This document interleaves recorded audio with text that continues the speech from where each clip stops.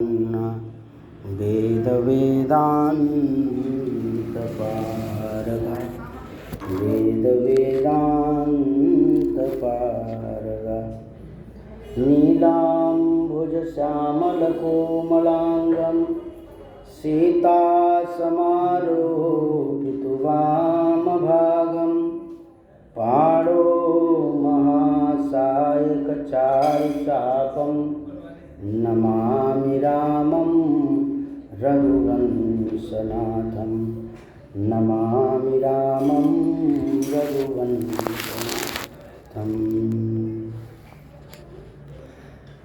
सीतानाथसमारम्भां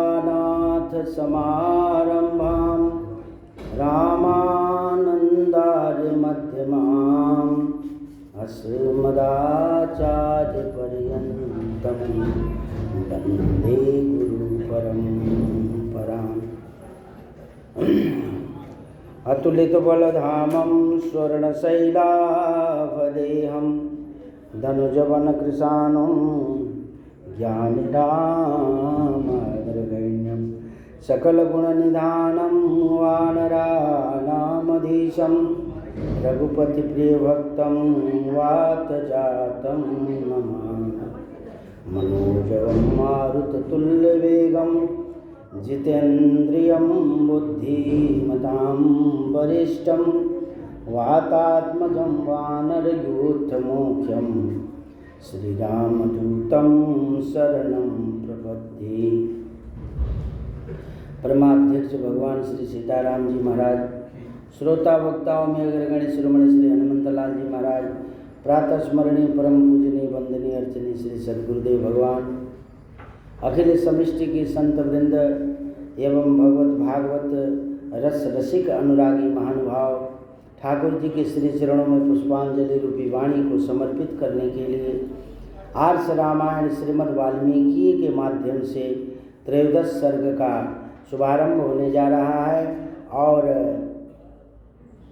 राजा श्री दशरथ के द्वारा वशिष्ठ जी से निवेदन, यज्ञ की तैयारी के लिए अनुरोध, वशिष्ठ जी के द्वारा इसके लिए सेवकों को आज्ञा देना अथवा नियुक्ति करना, सुमंत को राजाओं की बुलाहट के लिए अड़ोस पड़ोसी मित्र सभी लोगों के लिए निमंत्रण, समागत राजाओं का सत्कार, पत्नियों सहित राजा दशरथ का यज्ञ की दीक्षा लेना, ये सारे प्रसंगों का इस अध्याय में लिखित है। और ये इसका वर्णन श्री वाल्मीकि जी अपने सुशिष्य श्री लवकुश के माध्यम से कैसे करा रहे हैं राम जी के राज्य सभा में। पुनः प्राप्ते वसंते तु पूर्ण संवत्सरो अभवत् प्रसवार्थ गतो येष्टुम हये मेधेन वीर्यवान। वर्तमान वसंत ऋतु के बीतने पर जब पुनः दूसरा वसंत आया, तब तक 1 वर्ष का समय पूरा हो गया। उस समय यह शक्तिशाली राजा दशरथ संतान के लिए अश्वमेध यज्ञ की दीक्षा लेने के निमित्त वशिष्ठ जी के समीप गए। अभिवाद्यम वशिष्ठम च न्यायेत प्रतिपूज्य च अब्रवीत प्रसीतं वाक्यम प्रसवार्थ द्विजोत्तमम्। वशिष्ठ जी को प्रणाम करके राजा ने न्यायतः उनका पूजन किया और पुत्र प्राप्ति का आदेश लेकर के उन द्विज श्रेष्ठ मुनियों से ये विनय युक्त बात कही। यज्ञों में किस प्रकार से भाग लेना चाहिए, इसकी प्रक्रियाओं को आगे बढ़ाते हुए यज्ञों में क्रियतां ब्रह्मन् यथोक्तं मुनिपुंगव यथा न विघ्ना क्रियन्ते यज्ञादंगेषु विधीयताम्। ब्राह्मण मुनिप्रवर, आप शास्त्र विधि के अनुसार मेरा यज्ञ करावें। यज्ञ के अंगभूत अश्व संचारण आदि में ब्रह्मा राक्षस आदि जिस तरह से इनकी विघ्न न डाल सके वैसा सुव्यवस्था करें। ब्रह्म राक्षसों के द्वारा विघ्न आने का परंपरागत ये परंपरा है, क्योंकि पाप और पुण्य, सुख और दुख, दिन और राति, जन्म और मृत्यु का ये समीकरण कभी इसको बदला नहीं जा सकता है। और हम उसी के मध्य में रह करके हम अपनी व्यवस्था को सुदृढ़ करें, मजबूत करें, सत्कर्म की तरफ आगे बढ़ें और हम धर्म प्रेमी बने रहें। इसके लिए आपको स्वतः उपाय करना है। किसी के चमत्कार से, किसी के आशीर्वाद से या किसी के द्वारा ये नहीं प्राप्त किया जा सकता। आशीर्वाद से प्राप्त किया जा सकता है, लेकिन अनायास कोई भी व्यक्ति किसी को भी आशीर्वाद क्यों देने लगेगा? किसी के गाड़ी कमा करके रखा हुआ जमीन जायदाद, घर मकान, हाथी घोड़ा क्यों दे देगा किसी को? अगर जो आपका उनसे मधुर संबंध न हो, आत्मीय संबंध न हो, अथवा समर्पित भाव न हो, श्रद्धा भक्ति न हो, तो दे नहीं सकता अनायास किसी को भी कोई चीज़। क्योंकि लिखा असुर नर मुनि सबके यह रीति, स्वार्थ लाग करें सब प्रीति, लेत देत मन संकन धरें, बल अनुमान सदा हित करें।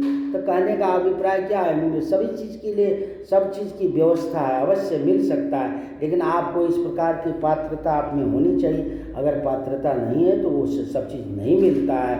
इसलिए विघ्नाः क्रियन्ते यज्ञांगेषु विधीयताम्, उसका विधि पूर्वक रक्षा करना अनिवार्य है। इसीलिए भगवान स्कंद सुहृदय महिमह्यम गुरुश्चम परमो महान, बोढव्यो भवता चैव भारो यज्ञस्य चोदता। इस प्रकार से आपका मुझ पर विशेष स्नेह है, इसलिए आप मेरे सुहृदय हैं। अकारण हितैषी, बिना कारण के हित करने वाले हैं। गुरु तो ऐसा ही होता ही है, गुरु बिना कारण के भी अकारण भी अपने शिष्यों को हित करता है। ये गुरु पितु मातु और भगवान का यही स्वभाव है, इसलिए उनको भक्त वत्सल कहा गया है। और गुरु को सदा शिष्य वत्सल गुरु होता ही है, इसलिए परम महान है, उनको महानता का पदवी दिया जाता है। इसलिए यज्ञ का भाव उपस्थित हुआ है, इसको आप ही वहन कर सकते हैं। कोई भी परिस्थिति का सर्वांग रूप से पालन करने की क्षमता शक्तिशाली व्यक्ति से ही संभव है। और तथेति च राजानाम अब्रवीद द्विज सत्तमा, करिष्ये सर्वमेवैतद् भवता यत् समर्थितम्। तो बहुत अच्छा कह करके विप्रवर वशिष्ठ मुनि राजा से इस प्रकार बोले, नरेश्वर, तुमने जिसके लिए प्रार्थना की है वो सब मैं अवश्य करूँगा। ततो ब्रवीद द्विजान वृद्धान यज्ञ कर्म सुनिष्ठितान, तथा पत्ते निष्ठिता सचैवं वृद्धानां कर्म धार्मिकान्, कर्मान्तिकांजि स्वल्पकारान् वर्धहीकीनं खनकानपि, तथा शुचि शास्त्रविदाः पुरुषान् सुबहुश्रुतान्। यज्ञ कर्म समीहंतां भवन्तो राजशासनात्। तदंतर वशिष्ठ जी ने यज्ञ संबंधी कर्मों में निपुण, राज विषयक शिल्प कर्म में कुशल, परम धार्मिक कर्मों में कुशल, परम धर्मात्मा बुढ़े ब्राह्मण उनको यज्ञ कर्म के लिए समाप्त होने तक के लिए उनको सेवा करने के लिए, व्यवस्था करने के लिए, सेवकों को शिल्प कार्यों के लिए, बड़े को भूमि खोदने के कार्य के लिए, ज्योतिषों को गणित के व्यवस्था के लिए सबको नियुक्त किया गया है। बुढ़े ही ब्राह्मणों को क्यों किया? इसीलिए कि वह बहुत महत्वाकांक्षी नहीं होते हैं, अपेक्षाशील नहीं रहते हैं, अपने स्वधर्म को सुदृढ़ पूर्वक पालन करते हैं। इसीलिए बुढ़ों को ही यहाँ स्थान दिया गया। इसीलिए ज्ञान वृद्ध, वयो वृद्ध की जो व्यास होता है, व्याख्या होती है, इसका अभिप्राय यही है।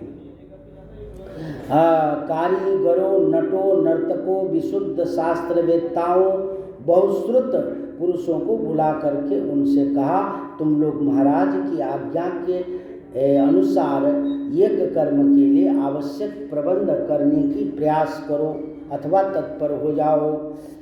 इष्टकाम बहुसाहस्री शीघ्रमानीयतामिति,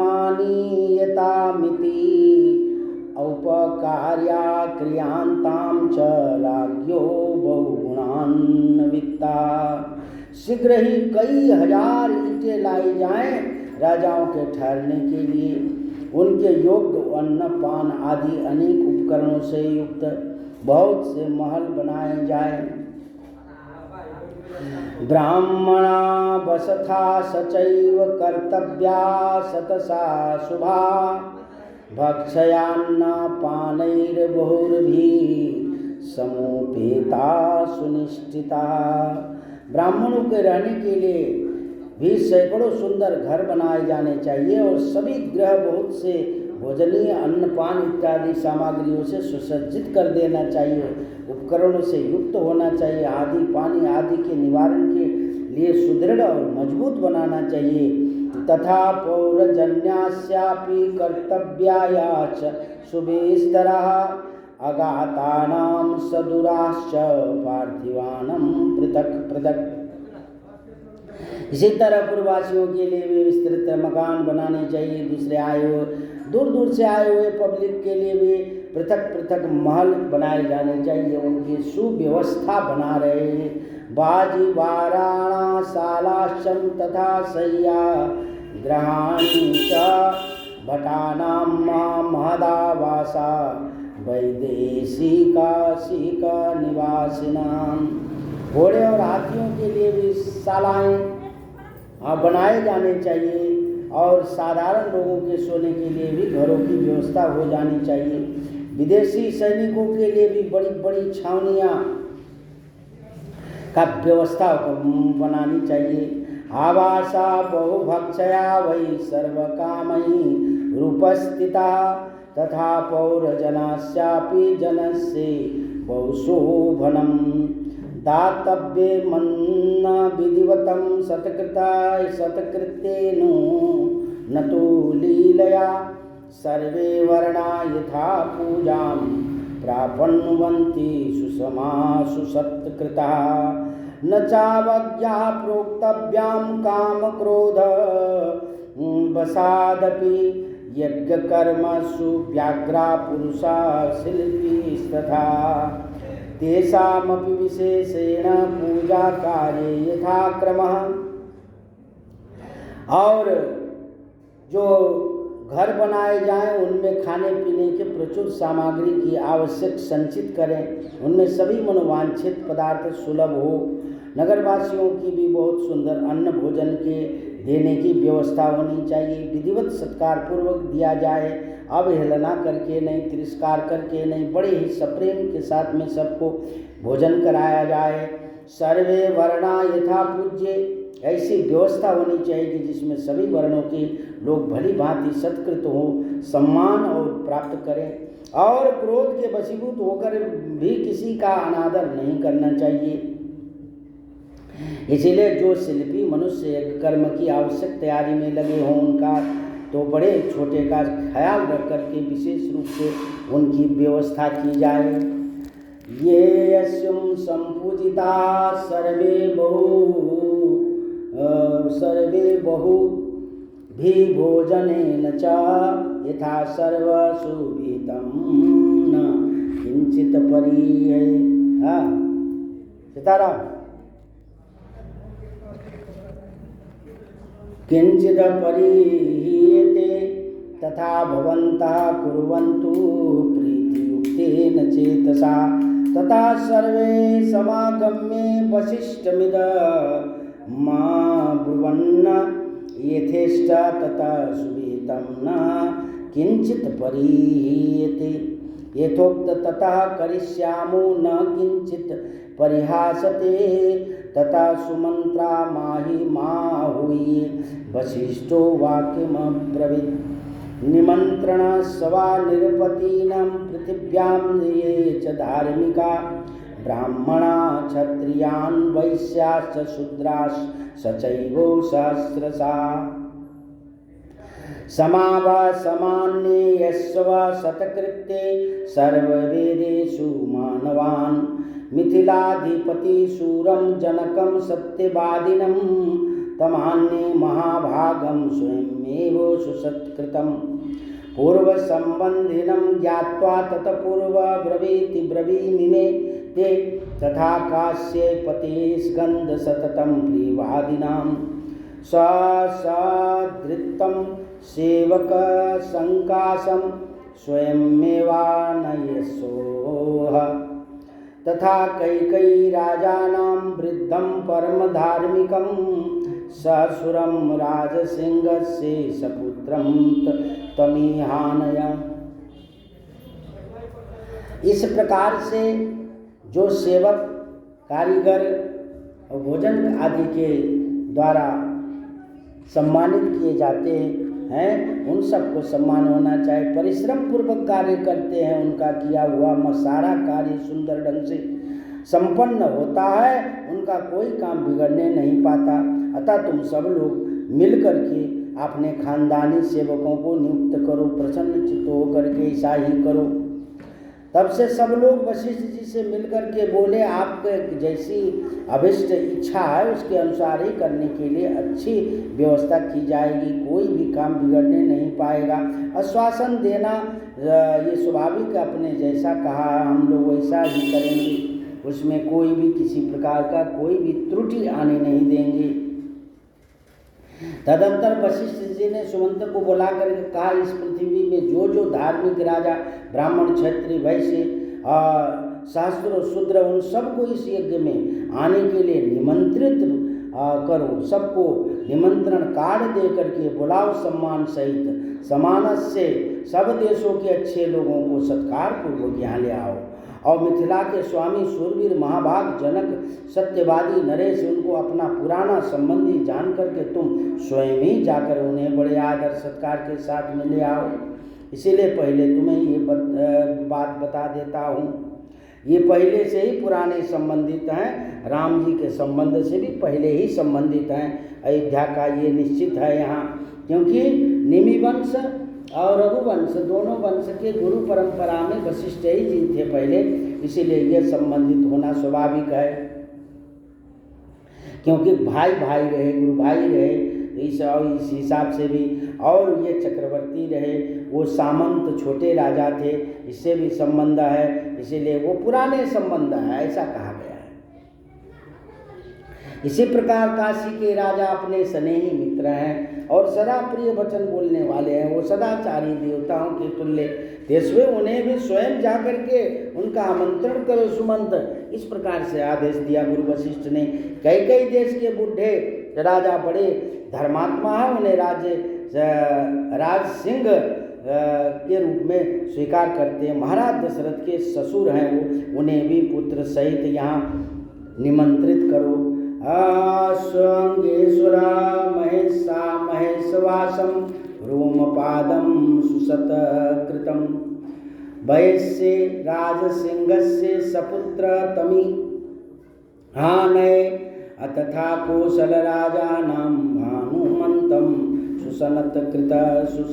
सुसत्कृतं मगधाधिपतिं शूरं सर्वशास्त्रविशारदं प्राप्तिक्यं परमोदारं सत्कृतं पुरुष सर्वम्।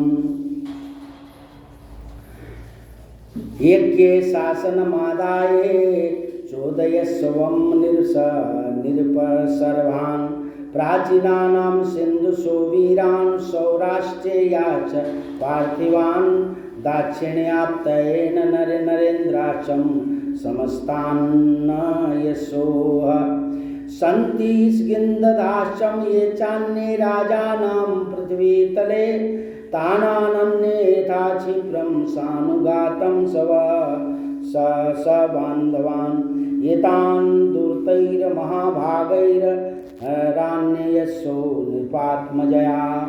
वसिष्ठवाक्यं तच्छ्रुत्वां सुमन्त्रस्तोरितं तदा व्यासव्याधिशं पुरुषशस्त्रं राज्ञा मानयेने शुभान् स्वयमेव धर्मात्मा प्रयातो मुनिशासनात् सुमन्त्रस्त्वरितो भूत्वां समानेतु महामति। ते च कर्मान्तिकं सर्वे वसिष्ठाये महर्षये सर्वनिवेदन्ति स्वस्मं यज्ञं यदुपकल्पितम्। ततः प्रीतो द्विजश्रेष्ठान् सर्वान् मुनिरब्रवीत् अवज्ञेयायेन तदातव्यं कस्यचिलयापि वा ये अवज्ञेया कृतं हन्याद् दातरं नात्र न संशयः। अंगदेश के स्वामी महान धनुर्धर राजा रोमपाद महाराज हमारे मित्र हैं, अतः उन्हें पुत्र सहित यहाँ वे यत्न पूर्वक ले आओ, और कौशलराज भानुमान को भी सत्कार पूर्वक लाओ। बंग देश के राजा प्राप्तिज्ञ को भी सूरवीर सर्वशास्त्र विशारद हैं, परम उदार हैं तथा पुरुषों में श्रेष्ठ हैं। स्वयं जाकर सत्कार पूर्वक उनका भी आमंत्रण करो, उनको भी बुला लाओ। और महाराज की आज्ञा लेकर तुम पूर्व देश के श्रेष्ठ नरेशों को तथा सिंधु सौवीर एवं सुराष्ट्र देश के भूपालों को भी यहाँ अनेक प्रकार से सुविधाजनक निमंत्रण लेकर के जाओ और सबको सादर सप्रेम बुला ले आओ। और दक्षिण भारत से समस्त नरेशों को भी आमंत्रित करो इस भूतल पर, और भी जो नरेश महाराज के प्रति स्नेह रखते हैं उन सबको किसी को छोड़ना नहीं, सबको सगे संबंधियों सहित यथासंभव शीघ्र बुला लाओ। महाराज की आज्ञा से बड़भागी दूतों द्वारा इन सब के पास बुलावा भेजो। बुलावा भेजने का मतलब निमंत्रण दे करके नहीं आना है, सुव्यवस्थित करके उनको ले आना है। इस प्रकार की यह परंपरा रही है। वशिष्ठ वाक्यम तच्छुत्वा, वशिष्ठ का वचन सुनकर के सुमंत्र ने तुरंत अच्छे पुरुषों को राजाओं की बुलाहट के लिए जाने का आदेश दिया। स्वयं ही धर्मात्मा परम बुद्धिमान धर्मात्मा सुमंत्र वशिष्ठ मुनि के आदेशानुसार खास राजाओं को बुलाने के लिए स्वयं गए हैं। तेजः कर्मांतिका, यज्ञ कर्म की व्यवस्था के लिए जो सेवक नियुक्त किए गए थे उन सब ने आकर कुछ समय तक यज्ञ संबंधित जो कार्य संपन्न होना था वो कर चुका, संपन्न हो गया। उस सबकी सूचना महर्षि वशिष्ठ जी को दिया कि ये सारे कृतकर्म जितने आपके आदेशानुसार होना था सब संपन्न हो चुका है। अवज्ञायेत दातव्यम, यह सुनकर के जो द्विज श्रेष्ठ मुनि वशिष्ठ बड़े प्रसन्न हुए। उन सब से बोले भद्र पुरुषों, किसी को जो कुछ भी देना हो उससे अवहेलना या अनादर पूर्वक नहीं देना चाहिए, क्योंकि अनादर पूर्वक दिया हुआ दान दाता को ही नष्ट कर देता है, इसमें संशय नहीं है। इसलिए तथा कश्चिद हौरात्रैरूपयातं महीचिता बहुन्नि रत्नान्यादाये राज्ञो दशरथस्य। ततो वशिष्ठ सुप्रीतो राजामिदमब्रवीत् उपयाता नर व्याघ्र राजान्यास्ततो शासनात्। यद्यापि सत्कृता सर्वे यथारः सत्तमम् एकिकं च कृतं सर्वपुरुषैषु समाहितैः। निर्यातु च भवान् यष्टुं यज्ञातनामन्तिकाम्। सर्वकर्ममयि रूपहृते रूपे तं वै समन्ततः। द्रष्टुमहर्षि राजेन्द्र मन में मनसेव विनिर्मितं। तथा वशिष्ठ वचनाद् दृष्ट शृंगस्य चोभयो। दिवसे सुवनक्षेत्रे निर्यातो जगतीपते। ततो वशिष्ठ प्रमुखा सर्व एवं द्विजोत्तमा। ऋषय शृंग पुरस्कृत्य यज्ञकर्मारसंसभंसताद्। यज्ञपाठं गता सर्वे यथा शास्त्रं यथा विधि।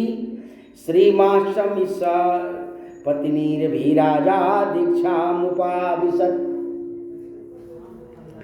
इस प्रकार से ये सुनकर के द्विज श्रेष्ठ वशिष्ठ जी ने बहुत साधुवाद दिया सबको, और उसका नीति धर्म का पालन करने के लिए आज्ञा दिया।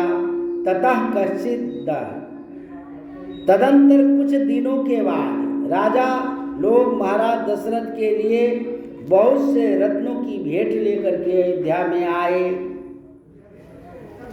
और ततो वशिष्ठ सुप्रीतो हो, इससे वशिष्ठ को बड़ी प्रसन्नता हुई। उन्होंने राजा से कहा, पुरुष सिंह तुम्हारी आज्ञा से राजा लोग यहाँ आ गए हैं। नृपश्रेष्ठ मैंने भी अयोध्या उन सब का सत्कार किया है। यज्ञम च कृतम सर्वः, हमारे कार्यकर्ताओं ने पूर्णतः सावधान पूर्वक रह करके यज्ञ के लिए सारी तैयारी की है। अतः तुम भी यज्ञ करने के लिए यज्ञ मंडप में के समीप चलो। सर्व कामई रूप हतई रूपे तमः, राजेंद्र यज्ञ मंडप में सब और सभी वांछनीय वस्तुएं एकत्र कर दी गई है। आप स्वयं चल करके देखें, ये मंडप इतना शीघ्र तैयार किया गया है मानो मन के संकल्प से ही निर्मित हुआ हो। तथा वशिष्ठ वचनान दृष्ट श्रृंगस्य चोभयो, मुनिवर वशिष्ठ तथा ऋषि श्रृंग दोनों के आदेश से शुभ नक्षत्र वाले दिनों को राजा दशरथ यज्ञ के लिए राजभवन से पधारते हैं अथवा निकलते हैं। ततो वशिष्ठ प्रमुखा सर्वः, तत्पश्चात वशिष्ठ आदि सभी श्रेष्ठ ब्राह्मणों ने यज्ञ मंडप में जाकर के ऋषि श्रृंग को आगे करके शास्त्रोक्त विधि के अनुसार यज्ञ कर्म का आरंभ किया। पत्नियों सहित श्रीमान अवध नरेश सूरवीर महारथी, ये अतिरथी महाराज दशरथ का वहाँ दीक्षा और समारोह प्रारंभ हुआ। इस प्रकार से श्री ठाकुर जी के श्री चरणों में अपने वाणी को यहीं पर समर्पित करते हुए आने वाले समय में श्री ठाकुर जी की सेवा में पुनः उपस्थित हुआ जाएगा। बोलिए भक्तवत्सल भगवान की।